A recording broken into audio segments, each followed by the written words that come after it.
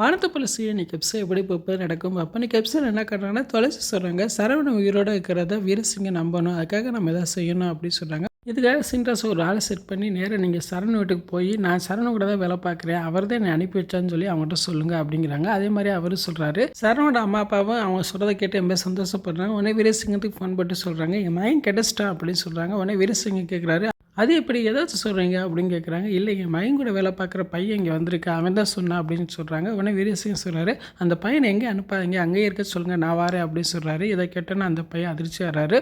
உடனே சின்ராஸ்க்கு ஃபோன் போட்டு சொல்கிறாங்க நீங்கள் சொன்ன மாதிரியே நான் செஞ்சேன், ஆனால் கடைசி பார்த்தா சரவணோட அப்பா வந்து போலீஸ்க்கு ஃபோன் போட்டார், எனக்கு ரொம்ப பயமாக இருக்குது, நான் கிளம்புறேன் அப்படின்னு சொல்லி எஸ்கேப் ஆகி போயிடுறாரு.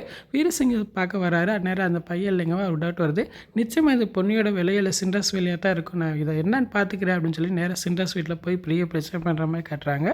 இங்கிட்டு பார்த்தா சின்ராஸ் வந்து வயக்காட்டெல்லாம் விற்று விஷயம் பொண்ணுக்கு தெரிய வருது. நேராக துளசி விட்டு போய் பிரச்சனை பண்ணுறாங்க.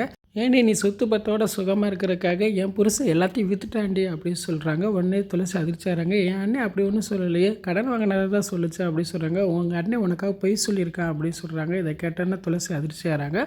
இன்றைக்கான எபிசோட் இப்படி தான் போகுது. ஃபுல் வீடியோ பார்த்துட்டு பேசுவோம். இந்த வீடியோ பிடிச்சா மறுபடியும் லைக் கொடுத்துட்டு மறக்காமல் சப்ஸ்கிரைப் பண்ணுங்கள். தேங்க்யூ.